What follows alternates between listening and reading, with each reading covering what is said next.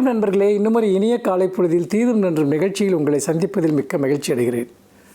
இன்றைக்கு ஏப்ரல் 23ஆம் தேதி நாம் வாக்களித்து கொண்டிருக்கக்கூடிய ஒரு தினம். அதாவது தமிழ்நாடு இன்றைக்கு தன்னுடைய வாக்குகளை இந்த சட்டமன்ற தேர்தலில் பதிவு செய்து கொண்டிருக்கிறது. மக்கள் தீர்ப்பிற்காக கட்சிகள் காத்திருக்கின்றன.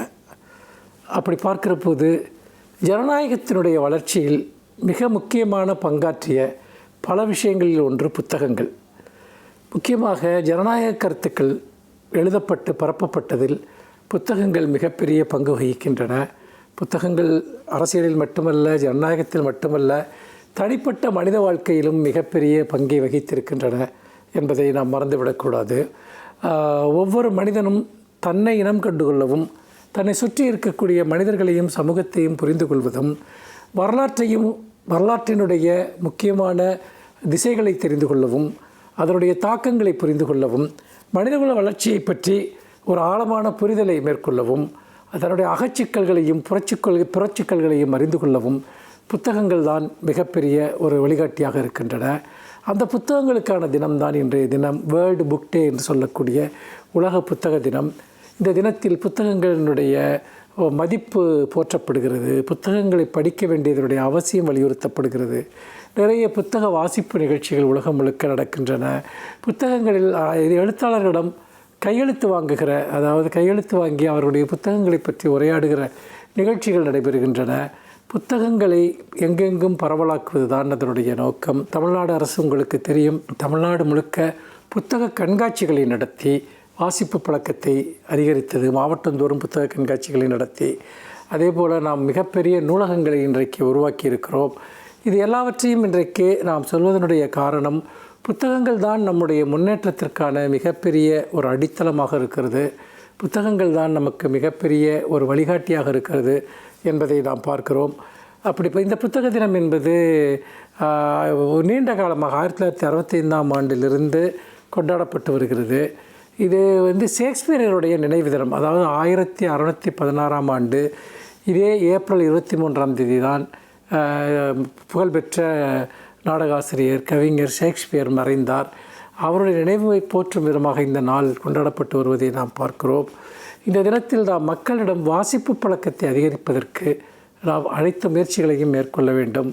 முக்கியமாக குழந்தைகளிடம் வாசிப்பு பழக்கத்தை உருவாக்குவது மிக மிக முக்கியம். ஒவ்வொரு வீட்டிலும் ஒரு சிறிய நூலகம் இருப்பது மிக அவசியம். அதில் தரமான நூல்கள், பல்வேறு துறை சார்ந்த நூல்கள், அதாவது இலக்கியம், வரலாறு, தத்துவம் மற்றும் பல்வேறு வகையான நூல்கள் அதில் இருப்பது அவசியம். குறைந்தபட்சம் ஒரு 100 புத்தகங்களாவது இருக்கக்கூடிய ஒரு சிறிய நூலகமேனும் ஒவ்வொரு வீட்டிலும் இருக்க வேண்டும். அது வெறுமனே பாடப்புத்தகங்களை தாண்டி இந்த பொதுவான நூல்கள் இருப்பது என்பது அந்த வீட்டிற்கு ஒளியேற்றக்கூடிய ஒரு விஷயங்கள். ஏதாவது ஒரு சந்தர்ப்பத்தில் அந்த வீட்டில் இருக்கவர்கள் அந்த புத்தகங்களை எடுத்து படித்து பார்ப்பார்கள். இந்த டிஜிட்டல் யுகத்தில் இன்றைக்கு சமூக வலைத்தளங்கள் நம்முடைய நேரத்தின் பெரும்பகுதியை எடுத்துக்கொள்கின்றன. அப்படிப்பட்ட நிலையில் நாம் சிந்திப்பதற்கு, செறிவான சிந்தனைகளை உள்வாங்குவதற்கு, ஒரு முழுமையான மனிதர்களாக நாம் மாறுவதற்கு புத்தகங்கள் மிக மிக அவசியம். புத்தக கடைகளுக்கு செல்வது, ஆன்லைனில் புத்தகங்கள் வாங்குவது, இலவசமாகவே கூட இன்றைக்கு நிறைய டிஜிட்டல் நூலகங்கள் இருக்கின்றன. அதை ஆன்லைனில் படிக்கலாம். ஊருக்கு நூலகங்கள் இருக்கின்றன. அந்த நூலகங்களுக்கு சென்று புத்தகங்களை பெற்று படிக்கலாம். புத்தக கண்காட்சிகள் நீங்கள் பிடித்த நூல்களை வாங்கலாம். இப்படியாக தொடர்ந்து புத்தகங்களோடு உங்கள் வாழ்க்கையை இணைக்கிற போது உங்கள் சிந்தனை மேம்படுகிறது, மனம் மேம்படுகிறது, உங்கள் வாழ்க்கை முறை மேம்படுகிறது. எல்லாவற்றையும் விட நீங்கள் பேசுகிற விதம், நீங்கள் புழங்குகிற மொழி மேம்படுகிறது. நீங்கள் ஒரு சிறந்த ஆளுமையாக மிளர்வதற்கு புத்தகங்கள் மிக மிக அவசியம். அனைவருக்கும் இனிய உலக புத்தக தின வாழ்த்துக்கள். நன்றி, வணக்கம்.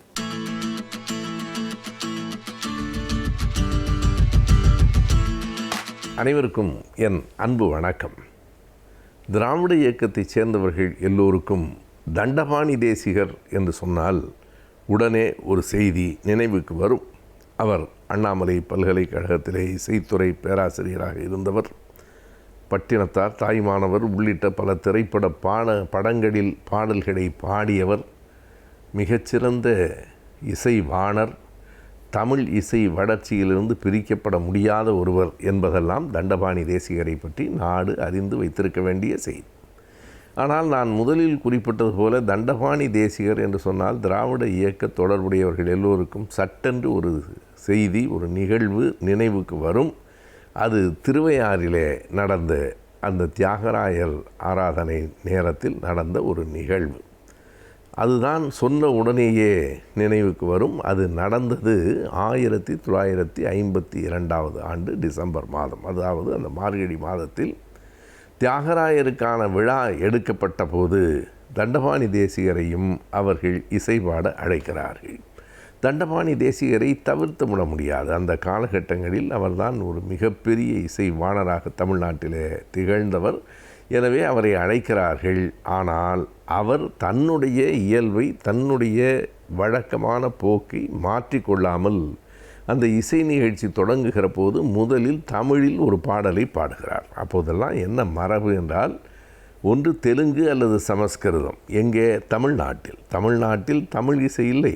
தெலுங்கில் பாடுவார்கள் அல்லது சமஸ்கிருதத்தில் பாடுவார்கள். இதை முறியடிப்பதற்காக உருவாக்கப்பட்ட இயக்கம்தான் தமிழ் இசை இயக்கம். தமிழ் இசைக்கு தமிழ்நாட்டில் ஒரு இயக்கம் நடத்த வேண்டியிருந்தது என்பதே வருந்தத்தக்க செய்திதான். அந்த தமிழ் இசை இயக்கத்திலே அவர் கால் ஊன்றி நின்ற காரணத்தால் அவர் வழக்கம் போல தன் பாடலை தமிழில் பாடுகிறார், தமிழில் தொடங்குகிறார். பிறகு தெலுங்கில், சமஸ்கிருதத்திலும் அவர் பாடல்களை பாடுகிறார், இல்லை என்று சொல்ல முடியாது. இறுதியாக தமிழ் பாடலை பாடி முடிக்கிறார். இது அங்கே இருந்தவர்களுக்கெல்லாம் ஒரு மிகப்பெரிய கோபத்தை உருவாக்குகிறது. அங்கே இருந்தவர்கள் என்றால் திருவையாறிலே அந்த விழாவை நடத்தி கொண்டிருந்த அவள் எல்லோருக்கும் ஒரு கோபத்தை உருவாக்குகிறது. என்ன செய்தார்கள் என்பதுதான் செய்தி, வேறொன்றுமில்லை. தண்டபாணி தேசிகர் அவர்கள் இசை முரசு என்ற பெயர் அவர் பாடிவிட்டு போன பிறகு அவர் எந்த மேடையில் அமர்ந்து பாடினாரோ அந்த மேடையை தண்ணீர் விட்டு கழுவி புனிதப்படுத்துகிறோம் என்று செய்தார்கள். எதற்காக புனிதப்படுத்துகிறார்கள்? ஒரு தமிழர் ஏறி அமர்ந்ததற்காக அல்ல. அவர்களை தான் அழைத்தார்கள். தமிழ் ஏறி அமர்ந்ததை அவர்களால் ஏற்க முடியவில்லை. இந்த மேடையில், திருவையாறு மேடையில், தியாகராயர் ஆராதனையில் யாராவது வந்து தமிழில் பாடுவார்களா என்று கேட்டு தமிழால் பாடியது, தமிழ் பாட்டை பாடியதால் அந்த மேடை அசுத்தமாகிவிட்டது என்று சொல்லி அதை சுத்தமாக்குகிறோம், புனிதப்படுத்துகிறோம் என்று நடத்தினார்கள். இதற்கு ஒரு பெரிய எதிர்ப்பும் வந்தது. சமஸ்கிருதம் சார்ந்தவர்கள், ஒரு குறிப்பிட்ட சாதியை சார்ந்தவர்களிடம் பெரிய வரவேற்பும் வந்தது. இது குறித்து தான் தலைவர் கலைஞர் அவர்கள் எழுதிய அந்த கட்டுரை, அது எப்படி ஐயா பெரியார் அவர்களால் பாராட்டப்பட்டது என்பதை நாம் அறிவோம். அப்போது ஈரோட்டில் பெரியார் அவர்களின் வீட்டில் அமர்ந்து ஒரு உதவி ஆசிரியராக கலைஞர் பணியாற்றி கொண்டிருக்கிறார். இதை எப்படி எழுதலாம் என்று அவர் சிந்தித்து அதற்கு கலைஞர் கொடுத்த தலைப்பு தீட்டாயிடுத்து என்பது. தமிழில் பாடியதால் என்ன ஆயிற்று? தீட்டாகிவிட்டது என்று கூட கலைஞர் எழுதவில்லை. அவர்கள் மொழியிலேயே தீட்டாயிடுத்து என்று எழுதினார். அந்த தலையங்கம் அச்சுக்கு போவதற்கு முன்னால் படித்த தந்தை பெரியார் அவர்கள் மாடி ஏறி வந்து, அந்த அலுவலகம் மாடியில் இருந்தது, வீடு கீழே, மாடி ஏறி வந்து கலைஞரை தட்டி கொடுத்து பாராட்டி, வெறும் செந்தமிழ் நடையெல்லாம் இல்லாமல் மிகச் சரியாக யாரை குறிப்பிட்டு சொல்ல வேண்டுமோ அதனை, இந்த தலைப்பிலேயே விமர்சனமும் வந்துவிட்டது, தீட்டாயிடுத்துன்னு, இப்படி தான்ப்பா எழுதணும் என்று தட்டி கொடுத்து விட்டு பெரியார் சொல்லியிருக்கிறார். எதுக்குங்கய்யா இதுக்காக நீங்கள் மாடி ஏறி வரணும், நான் கீழே வருவேன்ல என்று கலைஞர் சொன்னபோது, இல்லைப்பா, ஒருத்தரை பாராட்டணும்னு தோன்றுச்சுன்னா உடனே பாராட்டிடணும், கொஞ்ச நாள் ஆனால் நேரமானால் கூட மனசு மாறும், எனவே படித்த உடனே உன்னை பாராட்ட வேண்டும் என்று தோன்றிற்று என்று தந்தை பெரியார் அவர்கள் பாராட்டியதையும் நாம் அறிவோம். இது வெறும் ஒரு நிகழ்வு அல்ல, இது தமிழ்நாட்டின் வரலாற்றை பிரதிபலிக்கிற ஒரு காட்சி. எப்படி இருந்திருக்கிறது சமூகம், இன்றைக்கும் உள்ளூர இருக்கிறது. இன்றைக்கு வெளியில் பேசுவதற்கு எல்லோருக்கும் தயக்கம் இருக்கிறது. சாதி ஒழிந்து விட்டது என்றெல்லாம் சொல்ல முடியாது. சாதி பெருமையை பேசிக்கொள்வதற்கு ஒரு அச்சம் வந்திருக்கிறது, அது இல்லை என்று சொல்ல முடியாது. அன்றைக்கு என்ன ஆயிற்று? தமிழையும் சமஸ்கிருதத்தையும் ஒப்பிட்டு, சமஸ்கிருதம் தான் தேவ பாஷை, பாரதியாரே அப்படித்தான் சொன்னார். எல்லா பாஷையும் தேவ பாஷை என்று சொல்ல முடியாது. மனிதர்கள் பேசுகிற பாஷையும் தேவ பாஷை, தெய்வத்துக்கு தெரிந்த சமஸ்கிருதமும் தேவ பாஷையா? சமஸ்கிருதம் மட்டும்தான் தேவ பாஷை என்று பாரதியாரே எழுதியிருக்கிறார், உரைநடையில் எழுதியிருக்கிறார். அதே போல அன்றைக்கு சமஸ்கிருதம் பாடல் தான் உயர்ந்தது என்று கருதி அந்த போக்கை தன் செயலால் உடைத்து தகர்த்தவர் இசைமுரசு எம்.எம். தண்டபாணி தேசிகர்.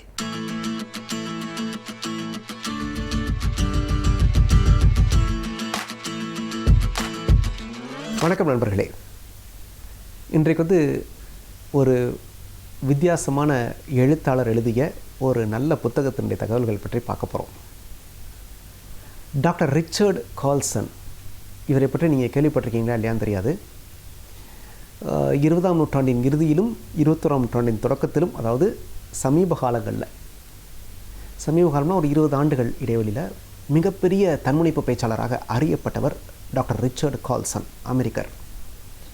இவர் எழுதிய ஒரு அற்புதமான புத்தகம் 1997 வெளிவந்த புத்தகமாக இருந்தால் கூட நம்ம 23-24 ஆண்டுகள் கழிச்சு நீங்கள் பார்க்குறப்ப கூட புதுசாக ஃப்ரெஷ்ஷாக இன்றைக்கும் பயன்படக்கூடிய நிலையில் இருக்கக்கூடிய ஒரு அற்புதமான புத்தகம், மிக அதிக விற்பனையான புத்தகம். அந்த புத்தகம் பற்றி தான் பார்க்க போகிறோம். Don't sweat for small stuff.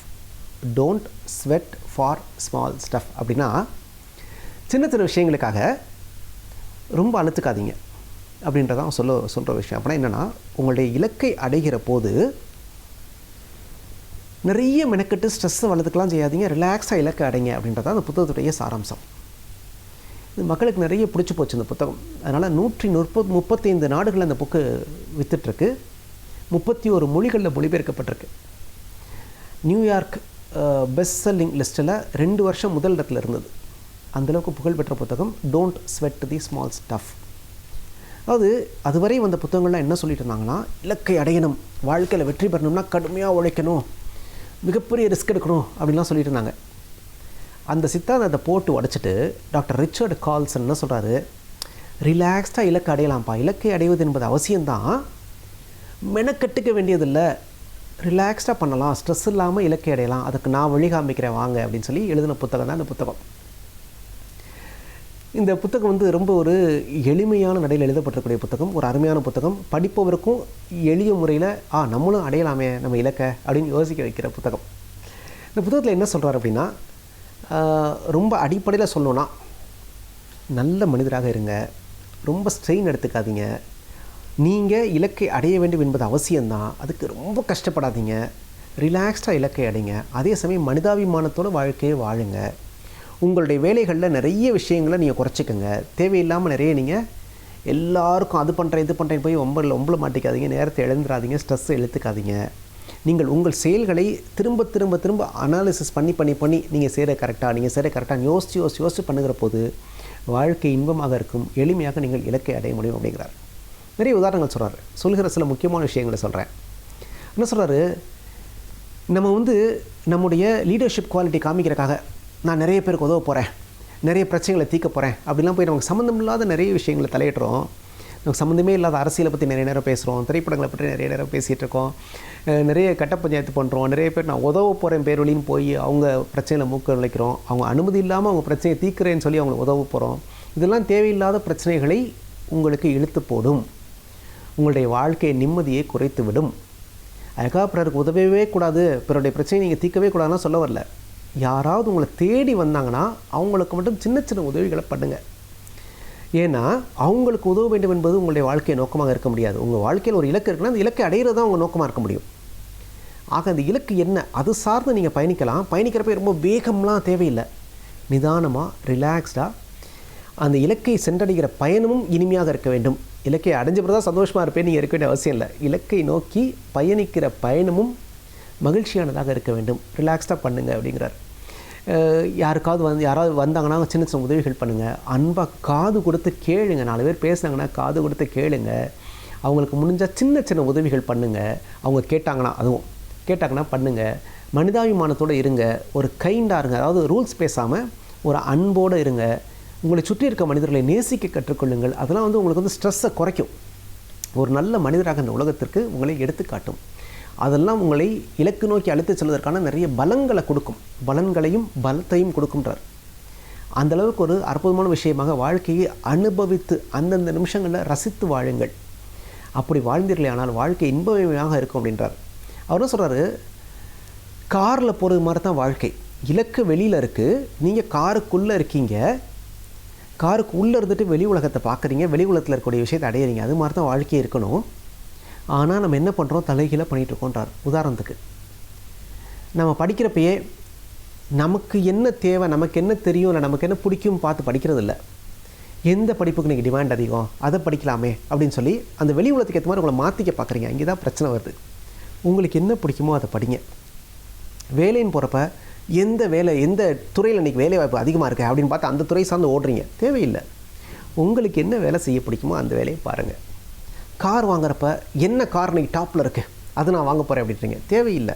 உங்களுக்கு என்ன கார் பிடிக்கும், உங்களுக்கு தேவை என்ன, காரில் போகணுமா, எவ்வளோ வேகத்தில் போகணும், அதுக்கான சின்ன கார் இருந்தால் கூட போகிறோம், அதை வாங்கிக்கோங்க. ஆக உலகத்தில் என்ன நடக்குது, இது என்ன பெருசு, இது என்ன பெருசு, அதை நான் வாங்குவேன், இதை நான் வாங்குவேன், வெளியிலேருந்து யோசிக்காதீங்க. உங்கள் உள்ளேருந்து யோசிங்க. உங்களுக்கு என்ன தேவை, இது போருமே, நம்முடைய தேவை, நம்முடைய நோக்கம், நம்முடைய இலக்கை அடைய இது இருந்தால் நல்லா இருக்குமே, இப்படி யோசிங்க. யோசிச்சிங்கன்னா நிம்மதியாக இருப்பீங்க.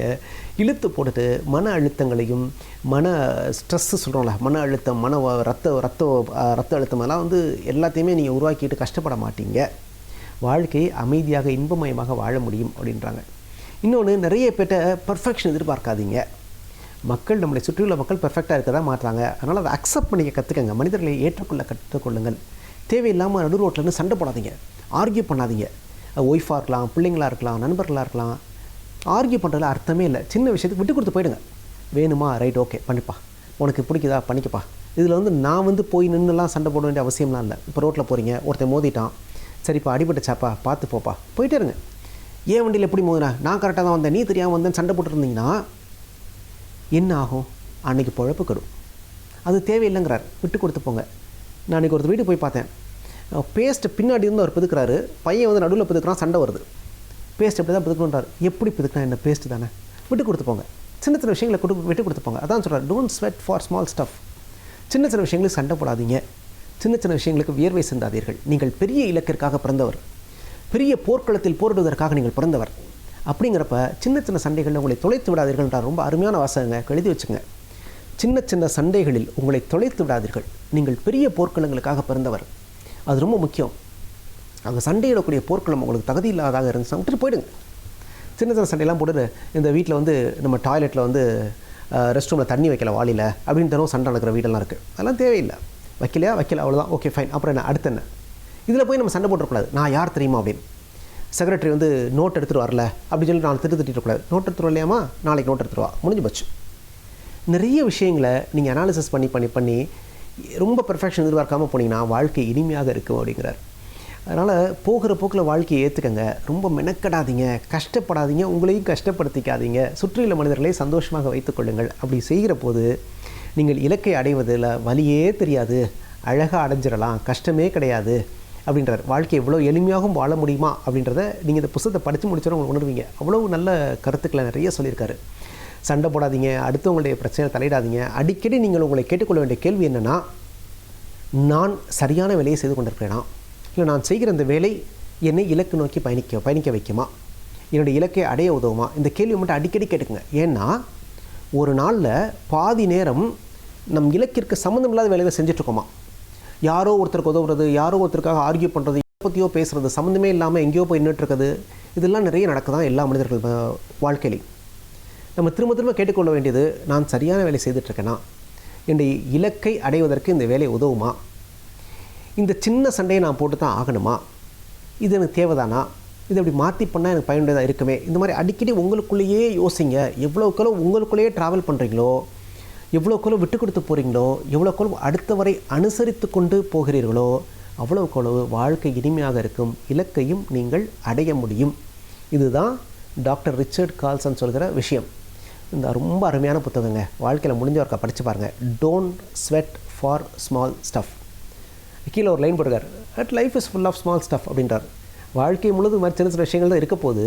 ஆனால் நம்ம சின்ன விஷயங்களுக்காக வேர்வையை இழக்கக்கூடாது. நாம் பெரிய போர்க்களங்களுக்காக பிறந்தவர்கள். அதனால் பெரிய போர்க்களத்தில் மட்டுமே போரிடுவோம், மற்ற எல்லா விஷயத்தையும் விட்டு கொடுத்து போவோம், மனிதர்களை மனிதாபிமானத்தோடு அரவணைத்துக் கொள்வோம் அப்படிங்கிறத அந்த புத்தகத்துடைய ஓன்லைன். இந்த புத்தகத்தை படிங்க. ரொம்ப படித்தா மட்டும் பார்த்தாது, வாழ்க்கையிலையும் அதை செயல்படுத்தி பாருங்கள். வாழ்க்கை இனிமையாக இருக்கும், உங்கள் இலக்கையும் அடைய முடியும், நீங்களும் வெற்றி பெற முடியும். நன்றி, வணக்கம்.